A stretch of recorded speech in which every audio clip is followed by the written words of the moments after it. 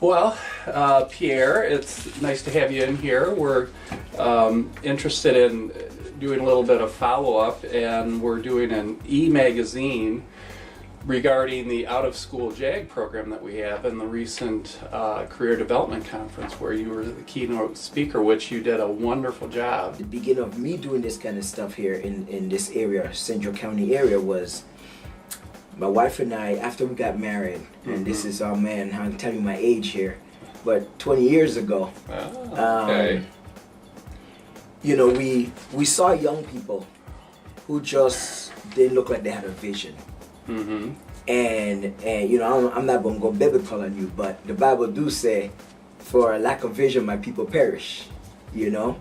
And so when you look at people struggle, but you see the young people don't have a vision, then you understand why the older ones are struggling, and these young ones are going to struggle the same. And so actually 20 years ago, how we even started the whole idea of what we do was, the idea was, can we take some of the kids that we come in contact with and just expose them? So then we started taking them up to Andrews, to different things. We'll take them up to like a science fair, or we'll take them to the gymnastics show, the gymnastics, that kind of stuff. That's what we started doing. Okay. But then, you know, it's like, man, we need to help these kids with their homework too, you know? And then before we knew it, we went from just 2 or 3 kids to 5, 6 kids, 7 kids calling us every day. Either they needed help with their homework, or they needed help with, or they just wanted to do something. And so the whole thing for us was exposure. So our thing was the 3 E's. You expose, you enlighten, and you educate. Okay. And then you empower. So it's 4 actually. And then you empower them. But first you got to expose them so they can see what's out there. You enlighten them, you know, you educate them, and then you let them go. So that's kind of a little bit about me and how I even got into it. Oh.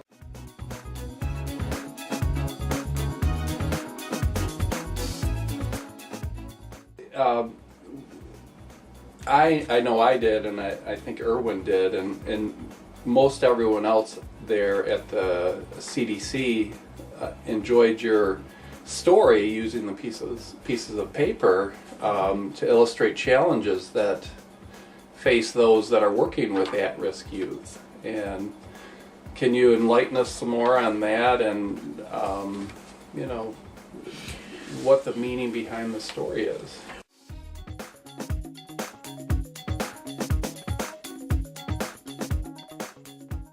Well, you see, the thing is, I use the illustration of the trash because we play the steel drums, and which are from 55-gallon oil drums. I use that as the, you know, you can take a barrel that's good for nothing but collecting trash and make beautiful music with it.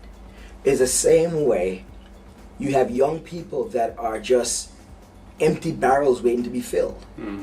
But they're going to be filled with one of 2 things. Right. Either something that's positive that would help create a good person, or it's going to be negative stuff that we don't want that kind of result. So, and the thing too, if you remember from when I give that illustration, is not just our young people. Yeah, right. Sometimes our young people is just a reflection of what's happening with the adults. You see. And then I even bring it along to even people like ourselves that work with you at-risk youth or young adults. You know, it's tough for us too. Yeah. I've seen people who work with at-risk children come to work, and when they get to work, the first thing they say is, "Man, if so and so's to only do this today, I'm through." And I'm thinking, these kids don't have a chance today. This person came from home already messed up. Yeah, right. You know, so it's a vicious cycle. You know, but you just gotta be confident in what you're doing and know that even though you might not see the results now, that what you're doing will have some results at some point. Yeah, the whole issue, the adults and the at-risk youth, it's complicated. The internal engines of all of those folks that you have to try, you know, that is leading them to make certain decisions.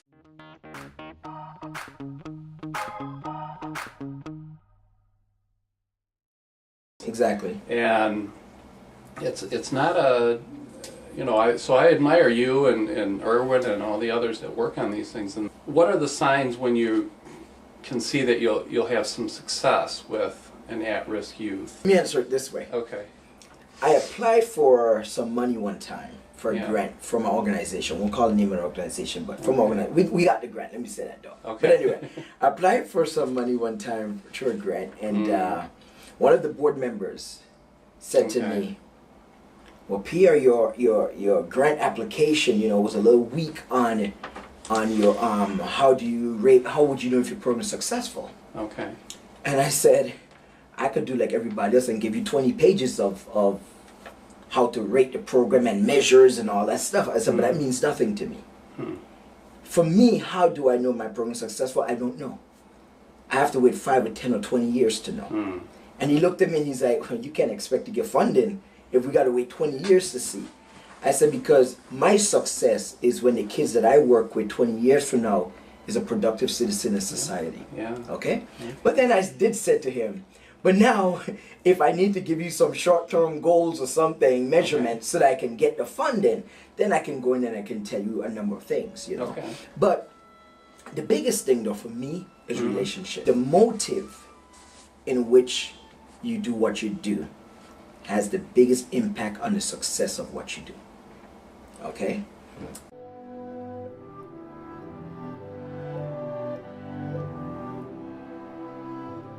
So if I hear what you're saying, it's you feel you have to be genuine to the young people, so they have to get a sense of your genuineness and your empathy, your compassion and things like that, and it's building the relationship with each of them. Is that right? And you would be surprised of your success. Right, but does that summarize how it?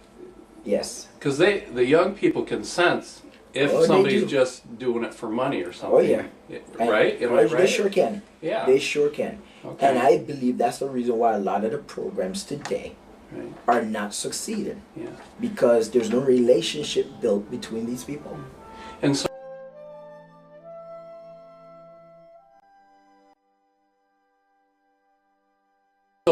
whereas you are succeeding, so your genuineness and empathy and compassion and things and the relationships you're building, might that be one of the cornerstones of your success? Could you talk about that a little bit? Yes, I would say that is probably the number one reason for our success in what we do. Okay.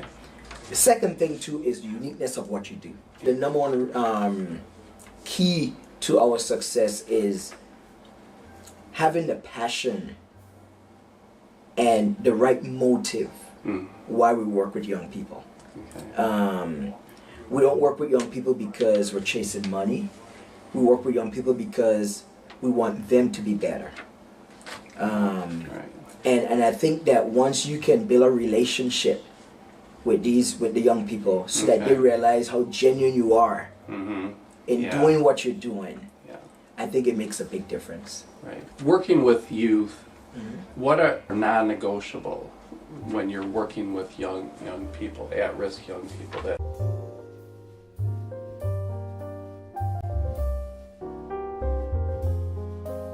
when it comes to work with young people, there's certain things that are non-negotiable. First of all, I don't play around. Okay? I am a fun person to be with, but when it's time for business, it's business. Okay? I treat young people when they come to my program like it's a business. Okay? So because it's about teaching responsibility.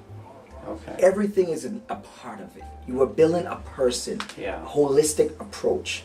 Everything is connected Exactly. to each other. and So what you're even doing. being on time, Okay. I mean, as simple as you might think that is, it's like if you have a job. And one of the things, with work with young people is that I think a lot of times people try to be friends. Yeah. Okay? I want them to like me. Right. And what people don't realize is that it's not about liking me, it's about respecting me. Okay? Well, like parenting, you can't. That is so true. Right. If you have kids of your own, you can't. You need to be a parent. You need and to be a parent, not a friend. Right. Exactly.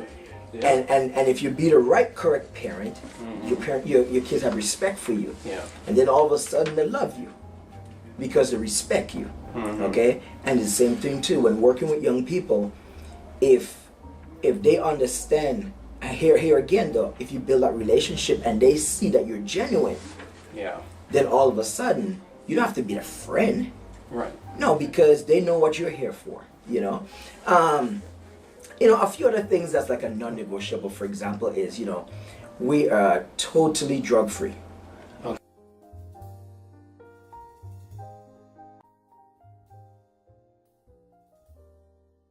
Now, I might be unique in this situation in that I never drunk, I've never smoked, never done any kind of drugs, okay?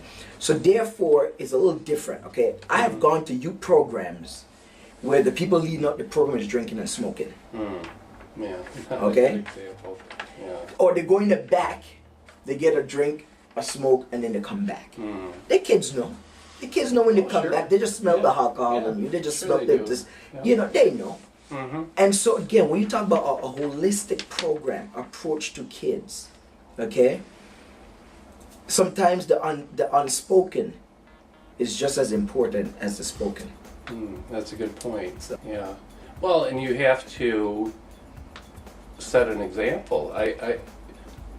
This would be an instance where your actions and what they can observe, that is speaking to them in Oh, yeah. certain ways too. Mhm. Your keynote speech was very good at the out of school JAG conference, and why did you agree to be the keynote speaker?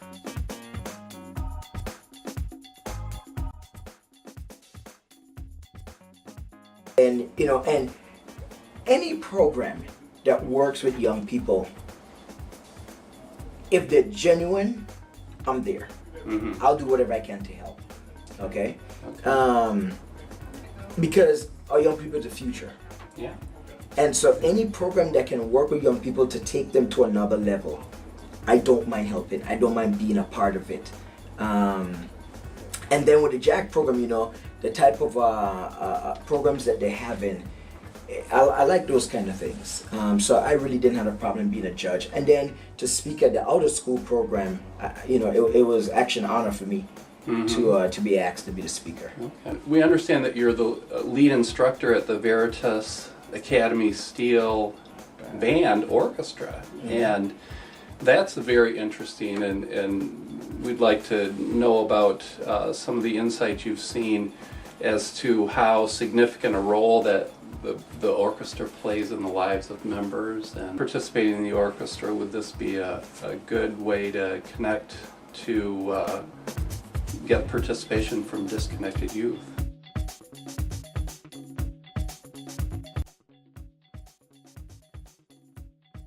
Yes, the steel drum program, 20 years ago, Right. when my wife and I started taking young kids from here in South Bend and exposing them to different things. Okay.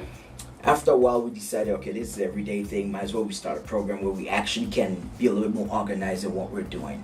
So we actually started a program called IBIC, which stands for I Believe I Can. Mm-hmm. Okay. And that's where we actually started doing the after-school program. And one of the things that we said is that when you have kids that are not doing good in school, Mm-hmm. don't want to be in school, why would they come to your after-school program where they had to do more school? Mm-hmm. Yeah. All right. You Right. have to somehow find something to get them to relate the importance of schoolwork, Yeah. to make them go, well, man, I better get that done so I can do this. We prefer to use the arts. Yeah. And so what we did was kids all wanted to be the next rapper. So we said, okay, we'll have a studio. Okay, so I got a nice studio and I'll teach a class. So you had these young guys. I mean, at one point we had more 16 to 19-year-old boys in the program because they all wanted to be rappers. Okay? Right. But what was very interesting was to be able to do that, they also had to play handbells. There.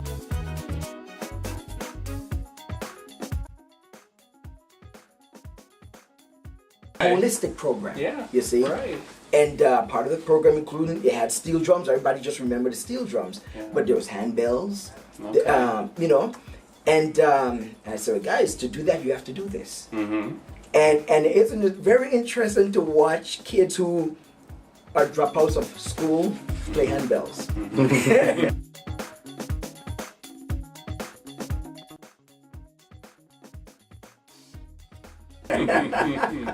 Yeah. You know, but the uniqueness of the program, Okay. I think, was part of that success.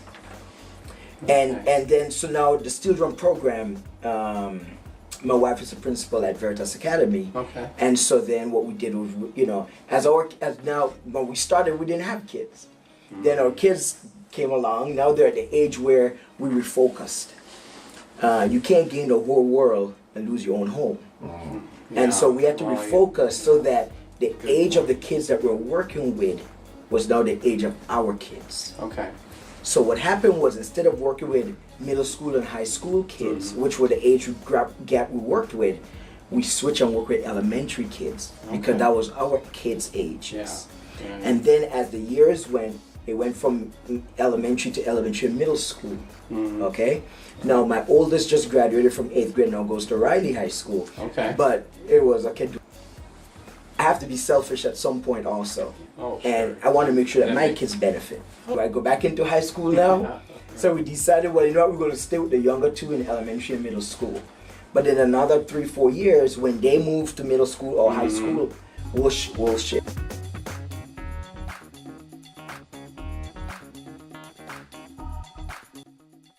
Looking at it from the outside, that would be a good age to kind of build some trust with those kids. The elementary, the young age. Or older elementary and middle school and things that, you know, they're still open to ideas if you have built some trust to them. That is true. Have you found that? That is true. Yeah. But you know what I would also say? Okay. You might be surprised that the high school and even the older ones, they are looking for someone to build a relationship with. Yeah, that's a good point. So you might be surprised how easy it is to actually sway these young adults, if you want to call them that, because they're actually looking for someone to build a relation with, because they don't have a relationship, like a parent relationship or mentor relationship. So you might be surprised. But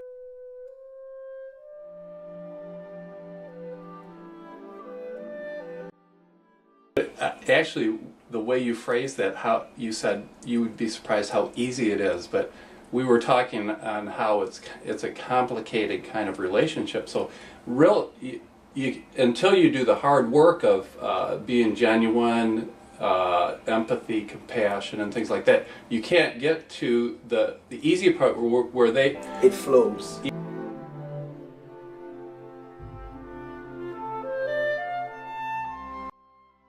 Yeah.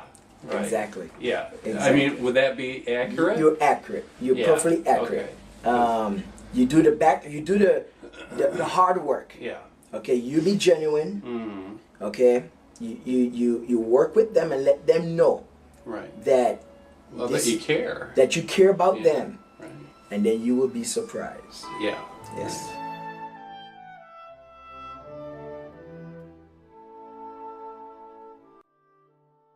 Very satisfying and very heartwarming for you when you see that they're starting to make good decisions, right? Yes, it is. And not only that, but it keeps you going. Yeah. Right. You know, when you work with kids and you feel like, man, I'm making no headway. Yeah. It could get discouraging. Right. Okay. So when you finally get to break through on some of the relationships, Yeah. you would be, it kind of keeps you going. Okay. Keeps you. Right. It's energy for you to keep moving with I've this. been doing this now for 19, 20 years. Right, I guess. So you get some successes in there, and those fuel for the next hit. And it's very important. It's a great thing. I tell you, the other day, a contractor friend of mine called me. Actually, texted me and he said, "Hey, do you know this someone by the name of so and so?" I said, "Yeah, I know them." And he said, "Oh, I'm here with him right now. He's the manager of this place." Oh, wow. And I said, "Really?" Yeah. I said, "Yeah, he used to be in my program." Wow, And he said, "Yeah, there that's you what he go. just told There me." you go. He said that he was in your program, played the steel drums and everything. And I haven't seen this kid in 10 years. Yeah. So this is a kid that was in the program 12, 15 years ago. Goes.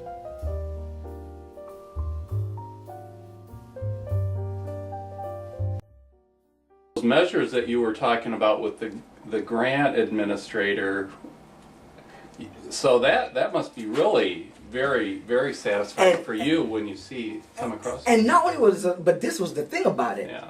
The guy, he told this other gentleman, my contractor friend, you know Pierre? He's like, "Yeah, I know Pierre." He's like, "Man, that guy," and he told me, he said, "This kid had he's not a man, Yeah. had all the praises and everything." So much so that my contractor friend set up for us to meet to dinner for lunch one day. Yeah. And he paid lunch for us, Right. And it was like a reunion. "Hey man, what's happening?" "Yeah, well, I went on to college. I graduated. I got my degree. I was working out of state. Then this opportunity came up here in South Bend, and I thought I want to be home, And so those are so now I can answer the question, was I successful Yeah. 15 years ago? Right. I could tell you more stories like him. Right. Now I can answer the question in a truthful way. Yes, we were successful because here's what happened. This kid. Now, is every person you work with going to be that great success story? Maybe everybody's success story is at a different level. Yeah. Okay. That's true. And so so you never take one over the other. Yeah. Right. You welcome all, you congratulate all, Yeah. and yeah.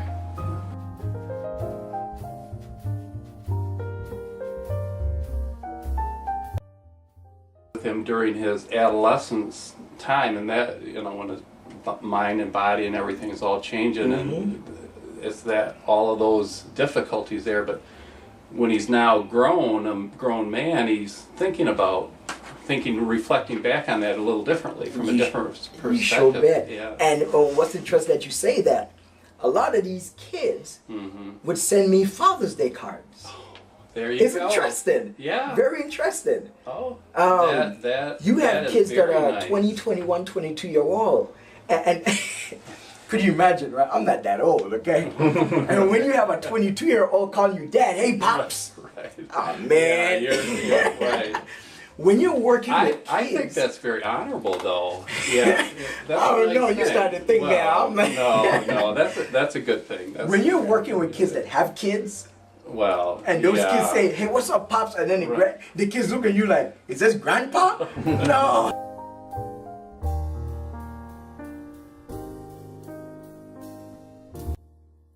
To show you some appreciation too. And I, like even what 2 years ago, I got a phone call from a gentleman that was in our program years ago, and he now lives in Indianapolis. He was going for a new job, wanted a recommendation, called me up, asked me for a recommendation. I haven't seen this kid in 10 years. Yeah. But when it was time that he needed a recommendation for a job, Pierre was the name that came to his mind. At least one of the names. Well, good. Yeah. Those are. So you do get some rewards for yourself from this program. You do, but you don't do it for the reward. No. But it's just kind of who you are, isn't it? Right. No, I mean the reason you're Why doing you this. do right? Yeah. Exactly. Yeah, it's just kind of. You do it because you have that passion to do it to help. Right. And then every now and then, the good Lord allows one or two little success stories to come to help encourage you. Mm-hmm. Right. Sure. Yeah. That's.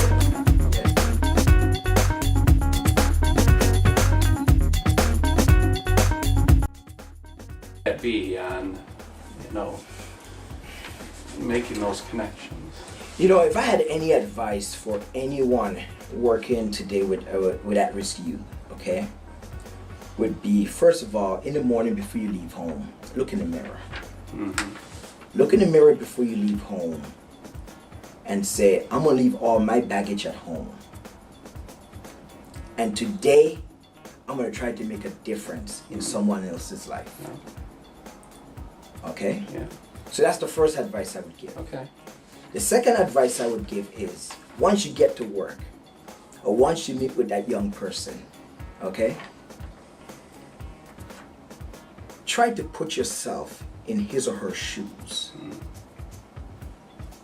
And if you can do that, you might have a different approach to what you're trying to tell them. Yes.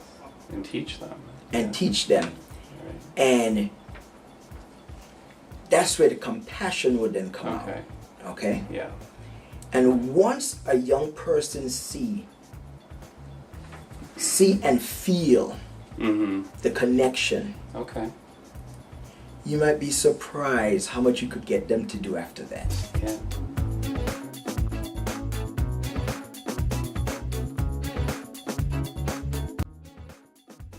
Kids that are bright and things, and for whatever reason they've gone on a path. They're a broken link. Yeah, right.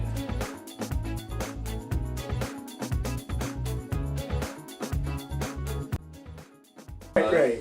What's your closing thought? Yeah, closing kind of, or advice, you know, more advice. Well, you know, one of the things that I'll also say is that there will always be work for this kind of work. Yeah. You know, I don't care how much money you put into feeding the hungry. We'll always have hungry people.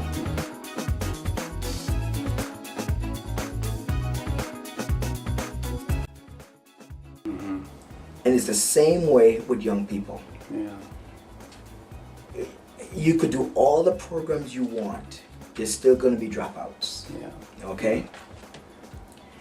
But don't let that deter you and say, well, since I can't do away with dropouts, I'm not going to work with dropouts. Yeah. Okay? Okay.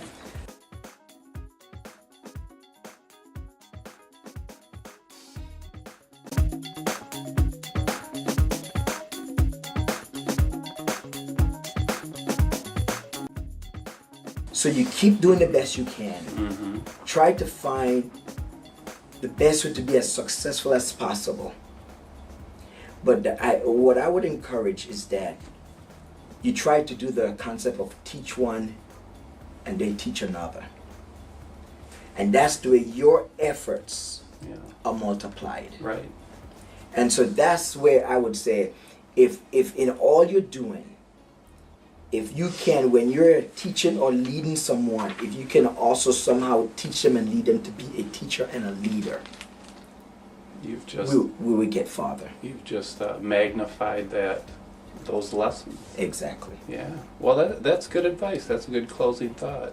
Yeah. Very nice. I.